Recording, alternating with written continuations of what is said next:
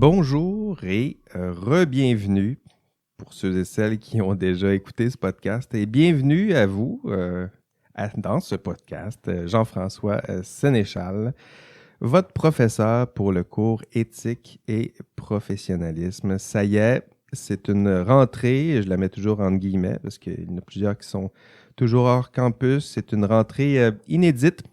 Et en plus, vous avez un cours d'éthique. C'est ce qui est ça aussi inédit dans un parcours en sciences et génie. Aujourd'hui, première rencontre. J'avais hâte de vous voir, de vous lire, de vous rencontrer, toujours entre guillemets. Cette session, j'ai prévu pour vous plusieurs rencontres. C'est des rencontres une fois par semaine, on se voit comme ça là, en classe virtuelle. On se rencontre de cette manière. Pour ceux et celles qui sont en classe virtuelle, ben, vous me voyez, j'ai une caméra, tout ça, c'est diffusé en synchrone, live. Vous pouvez vous servir de la fenêtre de chat puis discuter comme ça du cours. Sinon, pour les autres, ben, vous nous écoutez via en podcast. Donc, chaque semaine, je garde une partie de l'enregistrement de ce cours et je la publie sur les internets via vos moteurs de diffusion et de consommation de vos podcasts préférés. Donc, vous retrouverez le podcast là, sur toutes les plateformes que vous aimez. Pour plusieurs d'entre vous, les plus jeunes, je dirais que c'est plutôt Spotify. Pour les autres, Apple Podcast et le reste. Donc, vous pouvez trouver ça. Donc, une fois par semaine, ce sera notre rendez-vous. La formule, elle est simple. Nous prenons ensemble un petit café réconfortant et je vous présente le résumé du contenu des modules qui sont prévus pour vous pendant cette semaine. Donc aujourd'hui, ce sera le module 1. Je vais vous l'introduire. Donc tranquillement, on se donne ce rendez-vous pour se donner un peu d'énergie ensemble. Et je vous explique c'est quoi que vous devez faire, vos tâches, les différents exercices formatifs que j'ai prévus pour vous. Je vous explique tout ça. Puis, je vous lance comme ça et ce sera à vous d'être de façon autonome, de continuer votre progression dans chacun des modules. Aussi, dans ce podcast, une fois de temps en temps, je vous publie une entrevue. J'en ai fait plusieurs avec d'anciens étudiants comme vous qui ont passé ce cours avec brio, puis qui maintenant exercent la profession. Donc, eux viennent dans mon bureau, on discute de leur parcours, évidemment, mais des problèmes éthiques qu'ils ont pu rencontrer dans l'exercice de leur profession, puis des pistes de solutions qu'eux-mêmes ont pu trouver pour résoudre ces problèmes. Donc, c'est très ancré, très terrain, tout ça. Là, je suis sûr que vous apprécierez aussi ces quelques entrevues. Module 1 aujourd'hui, mais d'abord, un programme chargé.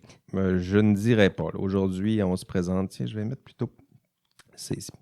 Aujourd'hui, je me présente. Je présente le contenu du cours. Je présenterai un peu la formule, puisque cette session, ce sera une formule uniquement à distance, mais avec toutes sortes d'éléments là, qui sont plutôt synchrones, quasiment hybrides. La seule chose qu'on ne peut pas faire cette session, c'est se voir en classe, là, mais sinon, j'ai tout fait en sorte là, pour tout mis en œuvre pour vous aider à avoir l'impression d'y être sur le campus et de rendre ce cours le plus pertinent et intéressant, engageant possible. Et à la fin du cours, je vous présente aussi le module 1, puisque c'est le premier module, pour que vous puissiez savoir un peu à quoi ça ressemble un module dans ce cours.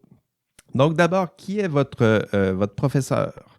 Eh bien, je suis Jean-François Sénéchal, enchanté. Je suis heureux de vous rencontrer encore.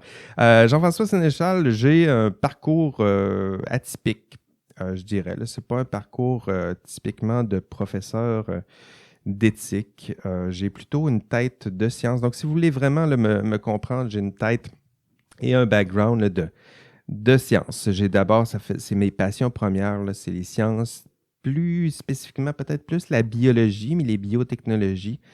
Donc, j'ai fait un parcours d'abord en agriculture. Donc, je voulais être vraiment là, sur le terrain. C'est voir le chemin qui est parcouru. Là, maintenant, je suis plutôt dans les hautes sphères de la philosophie, mais je dirais que je suis parti du terrain en agriculture. J'ai essayé de me former. Je voulais exercer la profession qui est celle d'agronome, mais entre-temps, je me suis égaré un peu. Biotechnologie, donc je me suis intéressé pendant ce parcours oui, à la biologie, mais à quelque chose d'encore plus précis. Les biotechnologies, à l'époque, c'était l'idée qu'on pouvait se servir de la biologie, du vivant pour transformer notre monde. À l'époque, je travaillais sur un projet ambitieux, un peu pété, je vais le dire comme ça. On travaillait sur des organismes génétiquement modifiés. En fait, c'était des animaux génétiquement modifiés. Puis on travaillait sur des souris. En fait, le modèle à l'époque qui était le plus commun, c'était travailler sur une vache. Disons que c'était le concept, là. Et cette vache, ça fait rire Valérie. Disons une vache, là.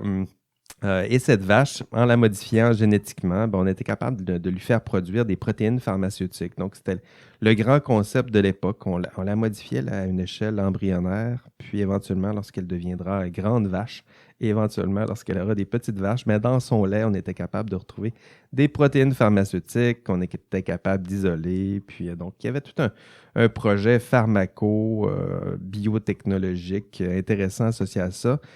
Nous, notre version, c'était plutôt sur des porcs génétiquement modifiés. Donc, nous, ce qu'on souhaitait faire, c'est un peu dans le même ordre, c'est faire produire à des porcs des protéines pharmaceutiques, mais au lieu de se servir du lait, nous, on se servait de la semence de porc. Et la semence de porc, bien, c'est ce que vous pensez. Donc, je ne ferai pas trop de description ce midi. Mais c'était notre projet ambitieux. Puis, il y a eu tout le scandale autour des animaux génétiquement modifiés, des OGM, le clonage aussi, c'était là-dedans. Alors que moi, c'était mon quotidien. Je faisais ça dans les laboratoires ici à l'université. Donc, ça provoque et ça donne le goût de penser différemment, de réfléchir à ce qu'on fait dans notre quotidien. Donc, je me suis plutôt dirigé après ce parcours vers la philosophie. Donc moi, même si je dis que mon parcours est un peu atypique, il y a quand même une suite logique, du moins j'espère vous convaincre de cela, vers la philosophie. Donc vers la philosophie pour entamer une longue réflexion sur la science. Qu'est-ce que la science? Quel est le rôle des chercheurs en sciences? Quels sont les enjeux éthiques associés à la science et au génie? Et là, c'est là que je me rapproche un peu de vous, éventuellement les enjeux éthiques en génie, les enjeux éthiques associés à l'exercice de la profession en sciences et génie. Et ultimement, je me retrouve dans ce cours d'éthique en sciences et génie. Donc, j'espère que vous comprenez un peu la logique qui se cache. En fait, je suis convaincu même que vous comprenez la logique qui se cache derrière tout ça. Mes intérêts académiques maintenant, ce sont, je dirais, le rôle social du professionnel en sciences et génie. À quoi servez-vous? À quoi servirez-vous? Quel sera votre rôle dans la société? Ce sont les questions c'est une question qui me préoccupe toujours. Et aussi, deuxième question, la formation éthique du professionnel en sciences et génie. Donc, non seulement je vous donne un cours d'éthique, mais un de mes intérêts académiques, c'est d'essayer de mieux comprendre comment on vous forme en éthique lorsque vous préparez à exercer la profession en sciences et génie. Donc, je dirais que c'est ce qu'on pourrait dire sur mes intérêts académiques, mon parcours. D'abord, une tête de science et ensuite, là, je dirais un enrichissement important vers la philo des sciences, éthique des sciences. Donc, Jean-François Sénéchal, c'est un peu ça. Sur le premier forum de discussion, je vous demandais de présenter vos plaisirs coupables, vos passions, là, ce qui vous manque pendant cette dure période de confinement modéré cet automne, mais confinement quand même. Donc, pour moi, ben, c'est les technologies. Je lis beaucoup sur les technos, un peu trop même, je dirais, là-dessus. Euh, je suis sur à peu près toutes les plateformes, là, Twitter, je suis là. Facebook, Instagram. J'ai créé une page Instagram, ça fait quand même quelques années parce que j'ai vu que mes étudiants, mes étudiants avaient migré sur Instagram. LinkedIn aussi, vous allez pouvoir me trouver là-dessus et sur bien d'autres, mais les autres, là, je suis convaincu que ça ne vous intéresse, ça vous intéresse un peu moins. Plaisir coupable aussi, le soccer. Tiens, si vous voulez me connaître un peu, j'écoute beaucoup de soccer. Ça prend un peu de place, sinon trop de place dans ma vie. Je joue au soccer. Je coachais au soccer, mais là, j'ai arrêté de coacher au soccer parce que ça prenait trop de place aussi dans ma vie. J'ai 2 clubs d'amour. Vous les voyez à l'écran. Il y en a un qui va bien, il y en a un qui va pas bien. Je vous laisse deviner lequel. Sinon, vous trouverez aussi dans l'enregistrement de cours, tiens, je ne vous présenterai pas cette vidéo, mais allez voir l'enregistrement de cours. Je vous présente aussi ce que je ne suis pas. C'est-à-dire que j'ai des homonymes là, sur Internet et il y a un Jean-François Sénéchal qui sévit, je dirais, sur les Internets, un coach là, junior 3A, je pense, au hockey, et qui fait des crises qui sont filmées, ça se retrouve sur les Internets. Il y a entre autres une vidéo qui s'appelle Jean-François Sénéchal pète une coche. Et ça, ce n'est pas moi. C'est un autre Jean-François Sénéchal. Mais je vous le dis toujours parce que sinon, c'est les étudiants qui vont finir par publier ça, ces vidéos-là, sur les forums de cours. Donc, ce n'est pas moi. Allez voir la vidéo de cet autre Jean-François Sénéchal et vous allez, c'est promis, vous régaler. Cette session, je suis accompagné d'une auxiliaire, de mon auxiliaire. Ça fait plusieurs années maintenant qu'on collabore ensemble. Valérie Roberge, elle est là. Bonjour à tous. Elle est juste à côté de moi. Valérie, précieuse auxiliaire, je ne sais pas ce que je ferais sans elle. Vous allez voir, là, je suis plutôt un prof engagé, mais s'il n'était pas là, je ne pourrais pas être autant à ce point-là engagée dans ce cours. Elle me libère de plusieurs tâches. Elle aussi est engagée dans ce cours. Vous allez la voir sur les forums de discussion. C'est elle notamment qui va corriger cet imposant travail pratique 2, TP2, pour les intimes. C'est comme ça qu'on va l'appeler cette session. Elle fait plusieurs choses. Mère à temps plein, chargée de cours à temps plein, elle a plusieurs passions. Auxiliaire en enseignement à temps plein. Vous voyez là, que l'horaire commence à être chargé. Et Kierkegaardienne à temps plein aussi. Kierkegaard, donc elle fait sa thèse sur Kierkegaard. Kierkegaard, oui. Kierkegaard. Elle est la seule à pouvoir, ici à la faculté de philo, capable de l'épeler facilement, Kierkegaard, lorsqu'on on lui demande.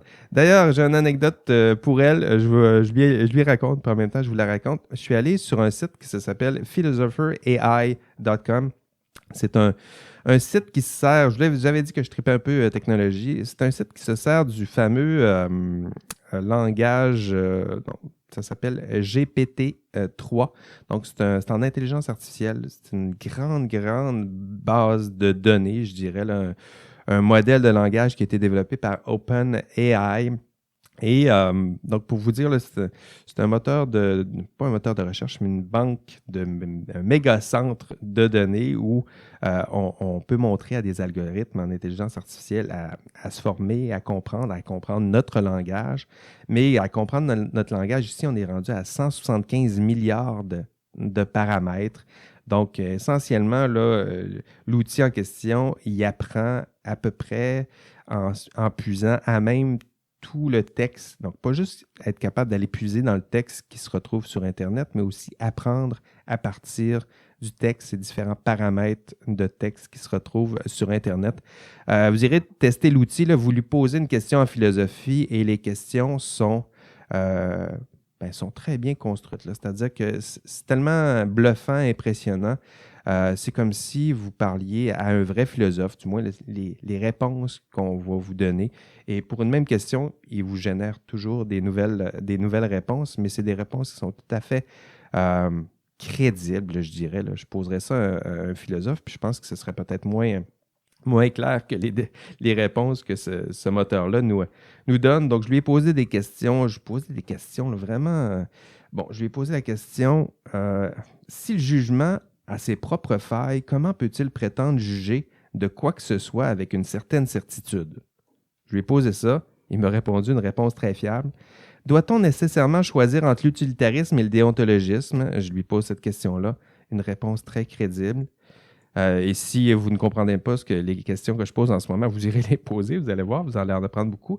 Je lui ai posé aussi la question, qui peut ou doit décider ce qu'est le bien commun? Et il me proposait une réponse tout à fait crédible, ça tenait sur une page. J'aurais aimé répondre ce genre de réponse, mais j'ai posé, et là je fais un retour avec Valérie, j'ai posé une question à Philosopher AI qui a brisé le système en question. Et la question, c'est qu'est-ce que Kierkegaard? Et sa réponse, c'est je pense, cette question n'a aucun sens. Je refuse d'y répondre. Vous devrez poser une nouvelle question. Voilà. Donc, voilà. J'essaie vraiment de ne pas rire très, très fort dans le micro parce que je la trouve très bonne. Qu'est-ce que Kierkegaard? La réponse, en puisant dans tout ce qu'on peut trouver sur Internet et le texte et des algorithmes comme ça qui sont habilités à réfléchir sur le sens de notre langage. Qu'est-ce que Kierkegaard? Aucune réponse, aucune réponse possible. Mais si vous avez ce genre de questions à poser, ben, vous pouvez les poser à Valérie. Ben, au moins, je vois que je vais encore servir à quelque chose un jour. Voilà, tu ne pourras jamais être remplacé par un AI. Voilà. OK, digression. Présentation du contenu de cours. C'est quoi le contenu que nous allons voir au cours de la session?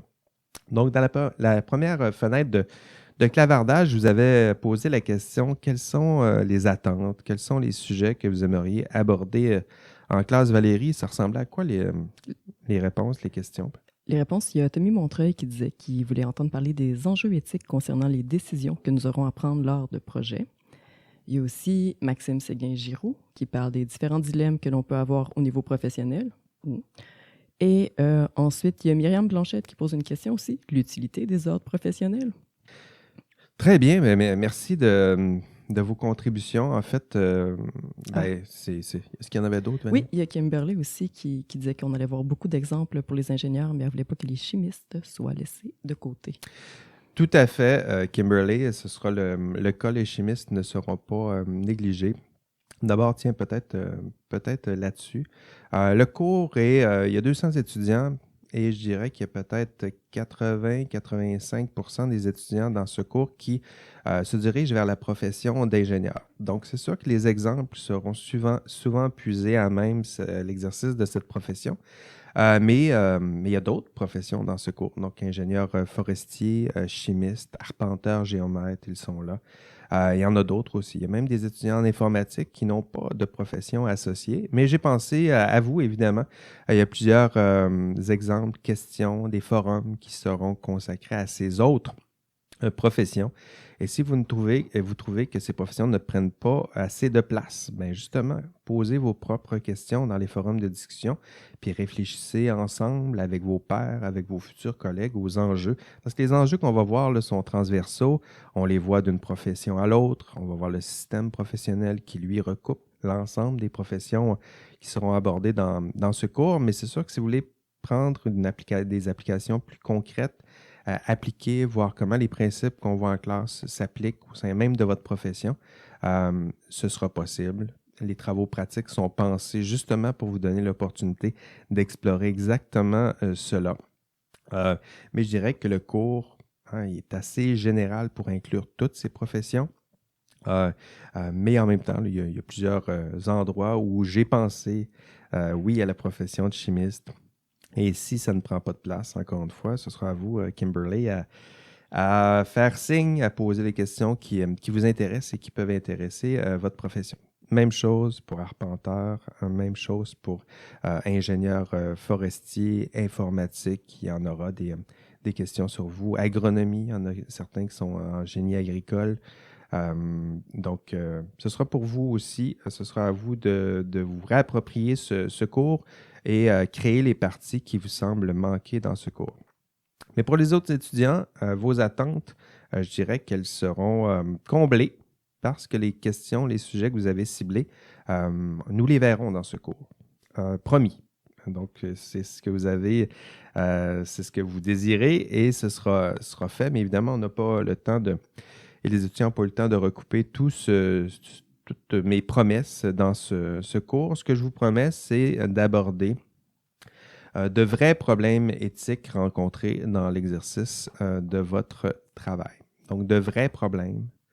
C'est sûr qu'il y a des notions plus théoriques. On parle d'éthique, on parle de morale. Il y a notamment un langage qui est nécessaire là, pour commencer à articuler tout ça. Mais mon but, c'est d'être le plus appliqué possible, de partir du terrain de vous aider à partir des problèmes concrets et ensuite à commencer à réfléchir à ces problèmes concrets-là et ensuite à réfléchir à des problèmes qui sont toujours de la même famille et éventuellement à réfléchir à des enjeux sociaux, éthiques, moraux qui sont rattachés aux problèmes que l'on rencontre, problèmes éthiques que l'on rencontre non seulement au travail, mais dans la vie en général. Donc ça, c'est l'approche. C'est pas partir de la théorie puis essayer d'appliquer, là, c'est plutôt partir du terrain puis tranquillement vous amener à vous intéresser à la théorie qui vous permettra d'avoir un éclairage ou un éclairage plus riche sur les problèmes que vous pourrez rencontrer dans l'exercice de votre profession. Donc, de vrais problèmes, savoir avec vous à quoi ça ressemble. Parce que pour plusieurs d'entre vous, vous connaissez très mal la réalité, le terrain. J'ai vu qu'il y avait quelques étudiants qui se sont présentés qui ont déjà une expertise terrain. Ce serait intéressant de les écouter, de lire leurs réflexions parce que l'éthique, les problèmes éthiques sur le terrain sont souvent importants, sont souvent méconnus des futurs étudiants qui vont exercer la profession. Alors, je dirais que c'est comme ça un peu que notre système est pensé, conçu. On vous idéalise un peu la profession. Vous êtes ici parce que vous avez idéalisé la profession. Vous avez des idéaux nobles. Vous êtes prêts à accomplir ou à tenter d'atteindre ces idéaux. Mais vous allez voir qu'il y a plusieurs obstacles, entraves qui sont dus à la réalité d'exercice de cette profession. Et c'est cette réalité-là que je veux vous donner vos premières armes pour faire face à cette réalité. Et de démystifier ou de régler le problème que nous surestimons. Nous surestimons souvent notre capacité à résoudre ces vrais problèmes éthiques. Et ça, c'est un problème. Lorsqu'on surestime, que ce soit en physique des matériaux ou en éthique, lorsqu'on surestime, on risque de se tromper. Et si on se trompe, il risque d'avoir des conséquences importantes à tout ça. Dans ce cours, j'ai des objectifs de connaissance. Donc, il y a des connaissances que vous devez acquérir au cours des prochaines semaines. Il y a des notions plus théoriques comme les concepts fondamentaux en déontologie éthique professionnelle, vous apprendre à connaître le système professionnel québécois parce que, en fait, vous faites déjà partie de ce système-là. Ne serait-ce que vous êtes déjà assis chez vous en train de suivre un cours d'éthique, là, vous êtes déjà en formation et cette formation-là vous mène à l'exercice de la profession. Donc, connaître déjà un peu mieux ce système professionnel. Un système professionnel qui s'appuie sur de grandes valeurs, de grands idéaux, mieux les comprendre, à ne pas tenter de vous les imposer de l'extérieur, mais vous convaincre plutôt de vous aider à les comprendre de façon à ce que vous fassiez vôtre ces idéaux qui sont associés à votre profession. Si ce n'est pas déjà vos idéaux, vous introduire déjà ces idéaux. Et vous aider à connaître les principaux obstacles qui peuvent nuire à l'atteinte de ces idéaux, mais aussi de vos propres idéaux et valeurs. Donc ça fait partie des objectifs de connaissance. Habileté intellectuelle, vous aider à identifier, analyser, résoudre des problèmes éthiques. Donc ça, ce sera là-dessus que nous allons travailler, entre autres, dans les travaux pratiques. Utiliser les ressources normatives encadrant la profession. Ben oui, il y a des normes, il y a des lois, il y a des règles. Je sais que ça ne vous tente pas d'en entendre parler peut-être, mais vous serez baigné, vous serez plongé, je dirais, dans ce cadre normatif imposant. Dans l'exercice de votre profession, des normes, il y en a à la tonne. Vous n'avez pas de cours, à ce que je sache, de droit en ingénierie, de droit en sciences et génie. Or, vous serez plongé dans ces normes. Donc, ce sera une première aventure, je dirais, pour vous. Et vous allez voir, vous êtes, je le voyais d'ailleurs à l'écrit, puis Valérie me le confirmait hier, vous êtes bon pour trouver des normes. Là. Vous les connaissez mal pour l'instant, mais lorsqu'on vous demande de les trouver, vous les trouvez. Puis, c'est ça, là, je dirais que le cours sert aussi à ça, vous faire vos premiers pas dans cette quête de ces normes et surtout vous familiariser avec les normes qui vont baliser l'exercice de votre profession. Développer, pas avoir une pleine réalisation, mais développer votre capacité à délibérer, à prendre une décision morale, à la justifier rationnellement, puis à déterminer les modalités d'application de ces décisions. Ce sont tous des objectifs là, qui sont présents dans les travaux pratiques. Donc, c'est concret tout ça et les objectifs sont néanmoins assez élevés, admettons-le. Le contenu, le contenu, si on prend chacun des modules, le premier module, on se concentre sur les notions théoriques, je dirais, se donner un vocabulaire commun. Le module 2, on regardera la faute professionnelle. Je dirais que dans mon approche pédagogique, un des premiers objectifs, c'était de vous convaincre que ça existe, là, les fautes professionnelles. Donc, on va voir dans quelle mesure ça existe, quelle est la nature des fautes commises. On va étudier le processus de décision et de délibération. Comment s'y prend-on pour prendre une décision éthique? Comment vous prenez-vous déjà pour prendre des décisions éthiques? Et comment peut-on enrichir ce processus de prise de décision? On va voir les regroupements professionnels, voir l'histoire, un peu dans l'idée de commencer à voir un peu d'où vous venez pour mieux comprendre, mieux saisir où vous allez désormais. On va voir le système professionnel québécois, à quoi il ressemble. On va aborder des notions éthiques fortes comme la notion de responsabilité, tenter de décortiquer ce qu'est le jugement en tant que tel et l'associer au jugement professionnel. Ensuite, je dirais que les derniers modules sont encore plus appliqués où on va prendre des problèmes, je dirais, typiques, communs, répandus dans l'exercice de la profession. Le problème de professionnel salarié, le fait que vous soyez d'une part professionnel et d'autre part salarié. Ça engendre ce qu'on appelle des conflits de loyauté. On définira ça et on tentera d'expliquer tout ça au module 7. Le module 8, le conflit d'intérêts. Celui-là, c'est mon champion. On en parle, je dirais, tous les jours. Faites une recherche. Là. Conflit d'intérêts, ajoutez politique si vous le voulez, là, mais conflit d'intérêts profession, conflit d'intérêts professionnel, vous allez en trouver toutes sortes d'exemples. Et le cours 8, c'est justement tenter de démystifier tout ça et surtout vous habiliter à résoudre ce genre de problème. Un conflit d'intérêts, ça existe et ça se résout. Et on va tenter de le résoudre ensemble au module 8. Pression de système, module 9. Donc là, c'est là où on aborde les principales pressions exercées sur vous qui parfois vous empêchent d'atteindre vos idéaux professionnels. Pression d'autorité. Comment l'autorité exerce une pression sur vous, comment vous êtes assujetti à certaines formes d'autorité. Pression de groupe. Comment vous êtes assujetti à la pression du nombre, à ce qui se passe sur les réseaux sociaux, à la difficulté d'émettre une opinion qui parfois est dissonante avec l'ensemble de votre groupe, alors que c'est parfois votre rôle justement socialement de poser ces questions qui peuvent déranger une certaine partie du groupe. Module 10, le rôle et la responsabilité sociale du professionnel. Bon, c'est là qu'on commence à élargir un peu, voir quel est, à partir de tout ce qu'on aura vu, votre rôle. Comment comprenez-vous votre rôle? Comment la société anticipe-t-elle votre rôle? Quelles seront plutôt vos responsabilités au sein de la société? Et le module 11, et ce sera le dernier module, les forces et limites du système professionnel, puisqu'il y a des forces. Je tenterai de vous convaincre tout au long de la session que ce système professionnel a des forces, mais aussi, c'est pas une vente là, du système professionnel qu'on fait dans ce cours. Là.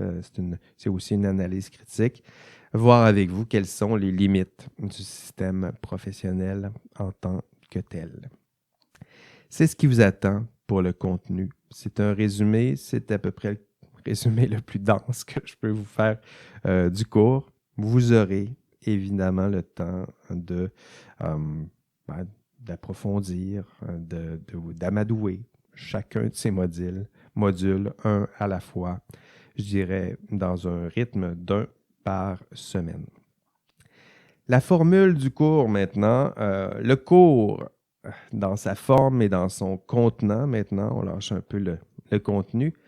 C'est un cours le mot qui prend le plus de place maintenant dans mon approche pédagogique, c'est le mot engagement.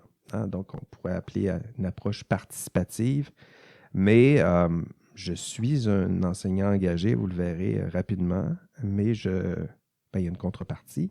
Je souhaite et je m'assure d'avoir des étudiants qui sont engagés également dans ce cours. Première forme d'engagement, du travail. Eh oui, il faudra travailler. Typiquement, on demande d'un cours universitaire, c'est à peu près 9 heures de travail par semaine. Et ce sera exactement ça dans ce cours. Du moins, là, je m'arrange pour penser chaque module pour que vous fassiez 9 heures de travail par semaine. Rassurez-vous, ce n'est pas 9 heures là, comme ça à lire, écrire. Il y a toutes sortes d'activités qui vous sont proposées pour rendre ces 9 heures agréables, mais c'est quand même 9 heures. Donc, si vous avez un agenda, là, c'est le moment de prévoir 9 petites plages horaires dans votre semaine, puisque c'est ce que ça vous demandera comme exigence de travail. Et pendant ces 9 heures, ben, vous réaliserez toutes sortes de choses. Les activités qui vous sont proposées là, via la feuille de route, on y arrive bientôt, ça implique des lectures, évidemment. Il y a des textes qui seront le plus agréables possible. Du moins, je m'en suis assuré. Des vidéos, des capsules audio, tiens, ça fait partie des outils que j'utilise, des prédits narrés, des PowerPoint qui peuvent être narrés, des enregistrements de cours, tout ça, vous y aurez accès. Si vous ennuyez de la vie d'un groupe en classe, ce qui se rapproche le plus de ça, c'est les enregistrements de cours. Vous allez être témoin de cette époque dont on s'ennuie un peu, évidemment, où je donnais ce cours en classe, mais où, à l'époque, je donnais aussi une approche commodale, c'est-à-dire que vous pouviez, à l'époque, être soit en classe, soit à distance synchrone, comme vous l'êtes en ce moment, si vous écoutez l'enregistrement virtuel, ou soit à distance asynchrone, c'est-à-dire que vous y alliez à votre rythme. Donc, si vous ennuyez de cette forme-là là, en classe, assis en classe, les enregistrements de cours, c'est peut-être ce qui s'en rapproche le plus. Donc voilà, vous avez accès à tout ça. J'ai prévu des évaluations qui sont formatives au sens où elles ne valent pas beaucoup de points, mais elles ont comme objectif de vous former pour éventuellement vous permettre de réaliser des formations plutôt, des évaluations qui seront sommatives, donc pour évaluer où vous en êtes à la fin de la session.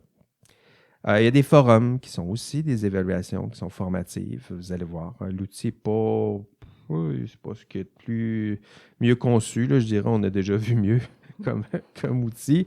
Mais c'est l'outil qu'on nous offre là, pour l'instant dans l'ENA. Donc, ce sera comme ça qu'on va participer au forum. Du moins, les questions posées sont stimulantes, vous le verrez. J'aime toujours lire et commenter les participations de mes étudiants. Et participer à la vie de classe, je vous dis, c'est engagement, là, participer à la vie de classe. Et là, il y a toutes sortes de façons d'être engagé dans cette classe. Et pour stimuler encore tout ça, certains vous en ont peut-être déjà parlé. J'ai un système de trophées et points bonus là, où je tente de stimuler votre engagement en classe. Il y a 5 façons, du moins l'engagement, on peut le décliner de 5 façons là, lorsqu'on regarde les textes un peu plus savants à ce propos. Je vais prendre une gorgée, tiens. 5 façons d'être engagé en classe, du moins selon certains textes plus savants en la matière. S'exprimer, donc des étudiants qui s'expriment en classe. Il y a des trophées et des petits points bonus qui ont un maximum de 5 points. Vous pouvez aller chercher si vous créez, construisez, embellissez ce cours. Là, ce sera à vous de voir comment vous voulez créer, construire. Les forums, c'est une belle façon de créer, construire. Il y a des forums, il y a un concours de mimes là, qui commence à prendre feu. Là. C'est une façon de créer, d'embellir, explorer. Donc, des étudiants qui expérimentent, qui font des recherches pour nous, qui enrichissent le contenu de cours. Évidemment, il y a des trophées de type compétition là, pour les meilleurs, ceux qui excellent, ceux qui sont les plus rapides, ceux qui réussissent le mieux, ceux qui se distinguent académiquement parlant. Collaborer. Une université, ce n'est pas seulement une machine à produire ou à acquérir des points. C'est un outil, c'est un endroit, un lieu pour collaborer. Le sentiment de collégialité, là, on peut se plaindre qu'il est inexistant ou on peut aider aussi à le construire, à le développer. Donc, il y a des trophées pour les étudiants qui partagent des contenus, qui aident, qui répondent aux questions posées par les collègues, qui coopèrent, qui organisent des travaux pratiques pour les collègues. Donc, tout ça, là, ce sont des petits comportements qui sont difficiles c'est difficile de donner des points à l'université. Pour ça, c'est rare on vous dira, dans les évaluations prévues, il y a une évaluation, c'est 5 points pour l'engagement étudiant. Absolument, c'est plutôt, je dirais, mal vu par certains profs, certaines parties même de notre institution. Mais je dirais que pour créer une véritable vie de classe, il faut aussi stimuler cet engagement. Et ces 5 points bonus, c'est les petits... C'est ma petite entrave, je dirais, au système universitaire qui est le nôtre en ce moment pour tenter d'embellir, d'enrichir, de rendre un peu plus collégial l'esprit et la vie de ce groupe. Donc, il y a des trophées qui sont associés à ça. Et le dernier, je parlais d'engagement, la dernière fonction de l'engagement, c'est s'identifier. Un étudiant universitaire, il est aussi là. Je dirais que pour la majorité d'entre vous, vous avez entre 19, 24, 25 ans. Vous êtes en pleine quête d'identité. Donc, une façon de vivre votre université, c'est aussi pour tenter de définir votre propre identité et de dire qui vous êtes à travers ces trophées. C'est aussi une façon de dire qui vous êtes. Pour certains d'entre vous, ils gonfleront le torse lorsqu'ils auront leur trophée de compétiteur, mais pour d'autres d'entre vous, c'est des trophées plus de type collaboration, aide, partage.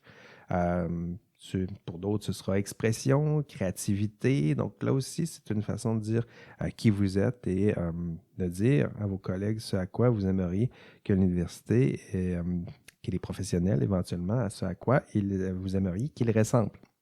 Voilà, c'est un peu ma philosophie d'enseignement qui se cache derrière ça. Pour mes trophées, vous trouverez, là, c'est rare que je vais publier dans le contenu proprement parlé du cours, mais sur les pages Facebook et Instagram du cours, vous trouverez les trophées, les différents mimes là, qui peuvent circuler, les tableaux de trophées. Ça se retrouve sur ces réseaux sociaux, ces lieux un peu en marge, je dirais, de notre université. Et il y a d'autres trophées bonus. Ce sera à vous de les trouver. Je vous rappelle que tout ça, là, je vous en parle, ça fait 5 minutes que j'en parle. Ce sont seulement un système parallèle au cours. C'est seulement 5 petits points de bonus. Ça ne vous intéresse pas tout ça, participez pas. C'est pas plus grave que ça. Et par contre, vous n'aurez pas accès à ces 5 petits points de bonus. Par contre, pour ceux et celles qui cherchent des fois un point ça et là, en participant au cours, en étant engagé, en faisant ce à quoi on s'attend d'un étudiant universitaire, là, vous aurez accès à ces 5 petits points bonus. D'ailleurs, ça a déjà commencé à être engagé dans ce cours. Vous irez voir la page de meme Facebook ou Instagram. Là, ça a déjà commencé à sortir. Vous irez voir, c'est plutôt rigolo là, ce qu'on peut voir sur ces pages-là. Du moins, je m'amuse beaucoup à voir ce que... Mais d'ailleurs, il y a Léo Labbé, tiens, je me permets de le saluer déjà, qui a brisé la glace avec un premier mime savant là, qui est bien conçu, bien ironique, où il se moque un peu du fait qu'il préfère la page mime du forum que de lire son plan de cours. Bon, voilà, c'est le ton que je souhaite voir dans ce cours. Hein. C'est un peu vous amuser un peu, apprendre évidemment. Et le fait de s'amuser peut aider aussi à apprendre dans ce cours. Donc, 5 petits points bonus.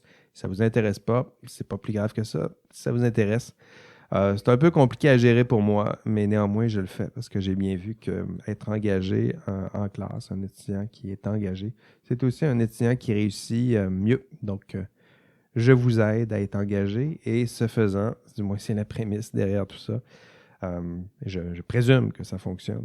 Être engagé, ça vous aide à réussir ce cours. C'est la logique qui se cache derrière tout ça. Présentation du module 1 maintenant. Soyons concrets. C'est quoi que vous avez à faire cette semaine? Je vous ai promis, on prend un café. Tiens, une autre gorgée. Il commence à refroidir d'ailleurs. Le but, c'est de finir cette présentation-là avant qu'il soit trop froid pour le boire. Présentation du module 1 maintenant. C'est quoi que vous avez à faire cette semaine? C'est concret tout ça. Vous allez sur votre site de cours, vous allez cliquer à gauche, c'est écrit « Feuille de route » parce que c'est votre feuille qui vous permet de vous guider sur la route qui vous mènera vers la réussite de ce cours. Vous allez cette semaine au module 1, ce sera écrit Introduction. C'est le titre savant et original que j'ai trouvé pour ce premier module. Vous allez voir à chaque module, ça c'est un élément important, je donne des objectifs à atteindre pour chaque module. Pourquoi je fais ça? Parce que je dirais qu'un professeur consciencieux et honnête vous donne des objectifs et vous donne des objectifs qui sont aussi des objectifs qui sont atteignables. Donc, allez voir les objectifs de chaque module. Parce qu'éventuellement, puisque ces objectifs sont présumés atteignables, à la fin du cours, dans les évaluations sommatives, je vais vérifier si on est cohérent, si vous avez atteint les objectifs des modules. Je ne pourrais pas vérifier si vous avez atteint tous les objectifs. Je vais évaluer, je vais faire une pige, je dirais peut-être un objectif par module, mais je vais vérifier si vous avez atteint les objectifs de chacun des modules. Donc, quand vous voyez au module 1 les objectifs identifiés, prenez-les en note parce qu'éventuellement, ce sera ces objectifs que je vais tenter d'évaluer pour vérifier si vous avez atteint ces objectifs. Donc, à la fin du cours, il y a quelqu'un qui va quand même me poser la question, c'est garanti sur les forums de discussion. C'est quoi l'examen? À quoi ça ressemble? Tout ça? Mon examen, ce sera simple. Ce sera vérifier si vous avez atteint les objectifs de chacun des modules. C'est sûr, si je vous donnais des objectifs flous, mal écrits, mal conçus, difficilement atteignables, ça rend difficile votre préparation à l'examen et ça rend aussi l'examen difficile.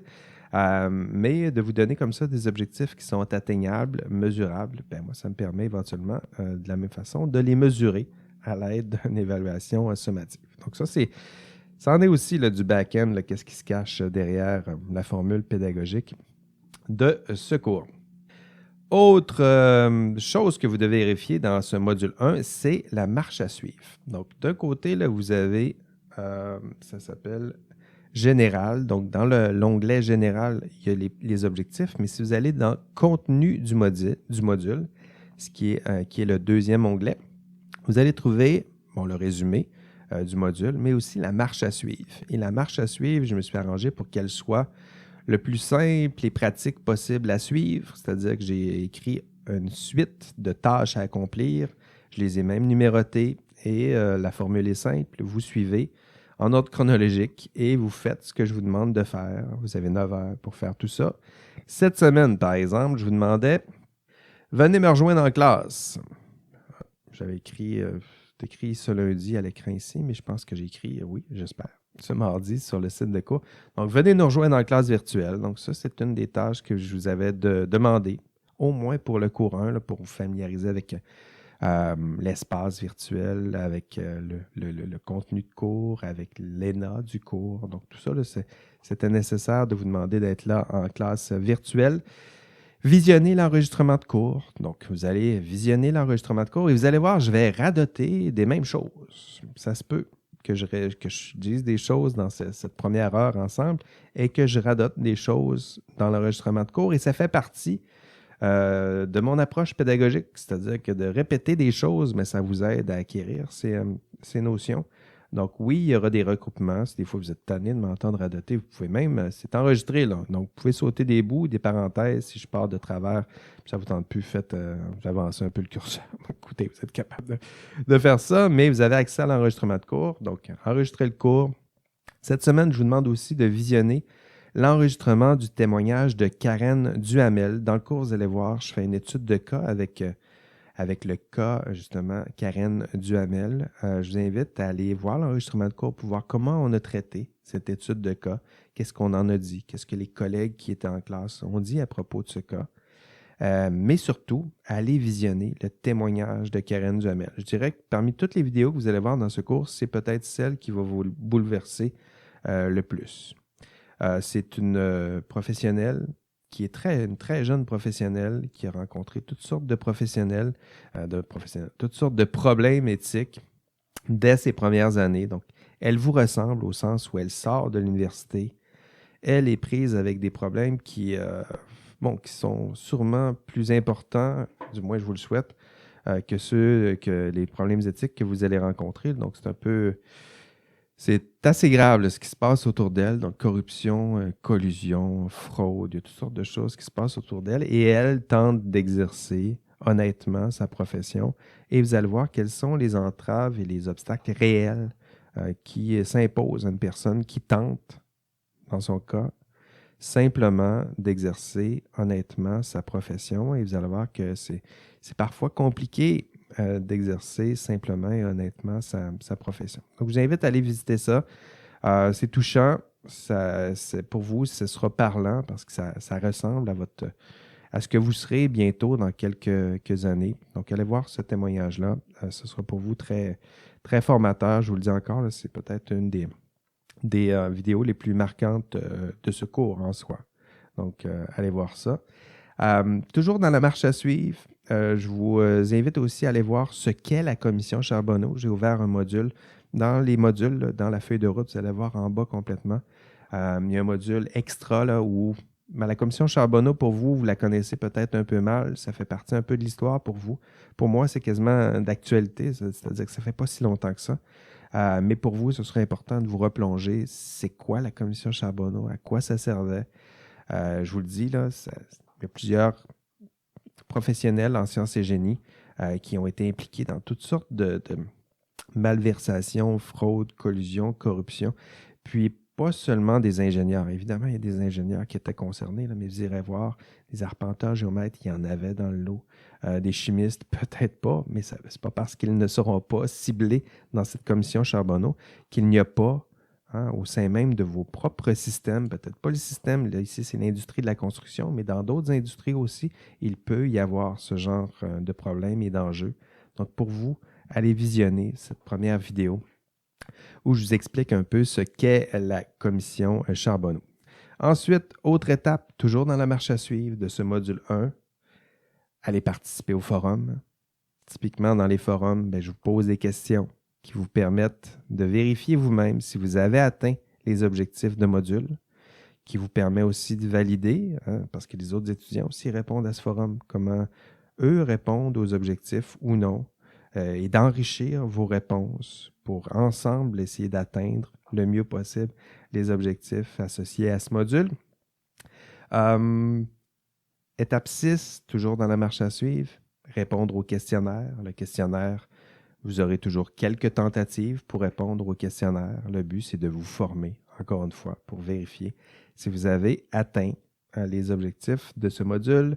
Et enfin, étape 7, commencez à constituer vos équipes de travail parce que je sais que ce n'est pas toujours simple et c'est encore plus compliqué à distance. Mais les travaux d'équipe, entre autres la délibération en équipe, ça fait partie d'un des objectifs de ce cours. Parler d'éthique, réfléchir seul, c'est une chose. Délibérer, décider en petits groupes, c'en est une autre. Puis on travaille aussi à atteindre cet objectif dans ce cours. Donc, commencez à constituer vos équipes. Vous avez une semaine, je dirais une semaine et demie maintenant pour constituer vos équipes, puisque rapidement, vous devrez, avec les membres de votre équipe, commencer à créer votre TP1 pour ensuite passer au TP2 et ça va partir rapidement, vite tout ça. Donc, je vous invite à déjà constituer vos équipes de travail. Donc, cette semaine, allez visionner la vidéo de Karen Duhamel. Allez voir l'étude de cas. L'enfer est pavé de bonnes intentions. Vous irez voir, c'est quelque chose qui sera déjà assez marquant pour vous. Donc, FI 3900, éthique et professionnalisme, ce sera ça, des études de cas, des textes, tout ça pour vous faire prendre conscience des idéaux associés à votre profession, mais aussi vous faire prendre conscience de vos failles, des manques, des besoins. Alors, la première étude de cas que j'ai faite en classe, c'était un peu l'objectif, et j'essaie de le faire aussi via les forums, là, mais c'est quelque chose qui est peut-être plus facile en classe.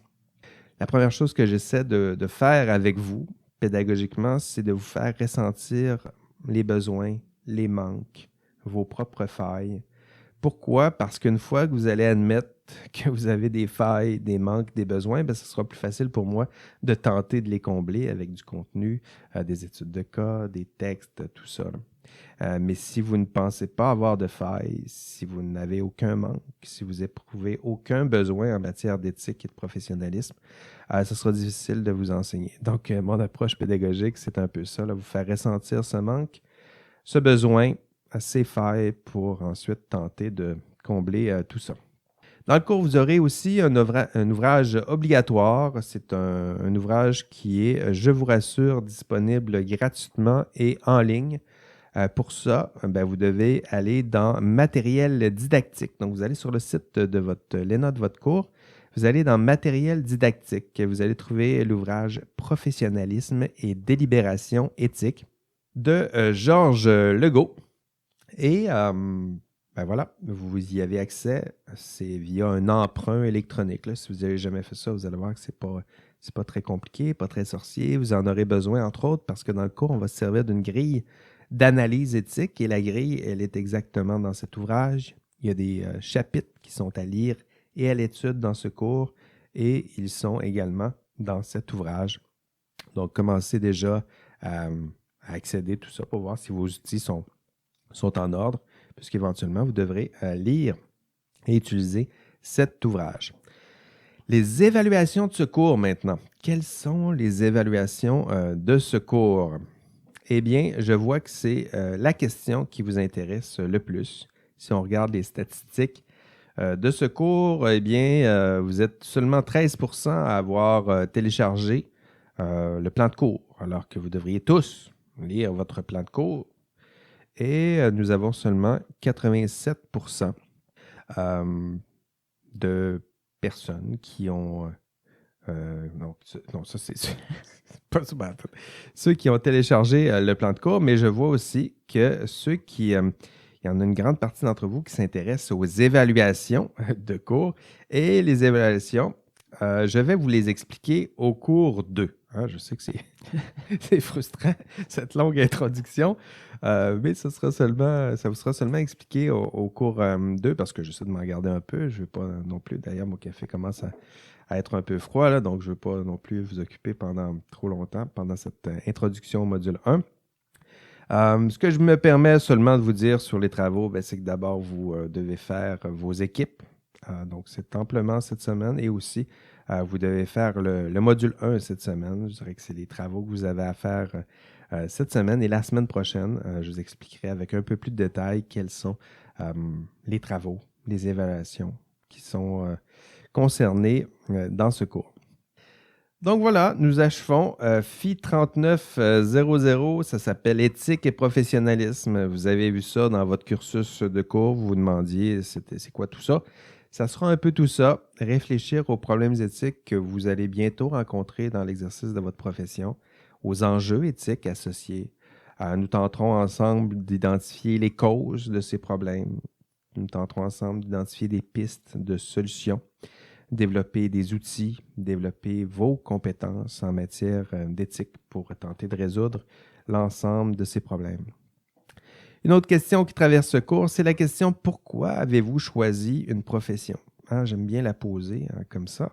C'est un peu choquant parce que pour plusieurs d'entre vous, vous n'avez pas choisi une profession, vous avez plutôt choisi un champ d'intérêt. Vous êtes allé en sciences et génie pour toutes sortes de raisons, souvent les cours, un prof rencontré, des thèmes, vos compétences. Sachez-le, ces compétences, ces thèmes, cette profession, ces programmes vous mènent plutôt vers l'exercice d'une profession. Donc, dans ce cours, il y a la question « Qu'est-ce qu'une profession? » pour éventuellement que vous soyez capable de répondre plus précisément à cette question « Pourquoi avez-vous choisi une profession? » À la fin de ce bac, ce sera plus précis pour vous. Pourquoi exercer une profession et pourquoi ne pas faire autre chose aussi? C'est les questions que nous allons tenter de répondre, auxquelles nous allons tenter de répondre pendant ce cours. Voilà, c'est tout pour aujourd'hui. Je vous souhaite une bonne rentrée, encore une fois, entre guillemets, une bonne rentrée universitaire. Je vous souhaite une excellente semaine. Puis, on se voit pour une nouvelle introduction. Cette fois, ce sera pour le module 2 Rendez-vous mardi prochain à 12h30. Merci. Bye bye. Merci Valérie. Merci à toi. Bonne semaine à toi aussi. Merci. Salut. Bye. Bye.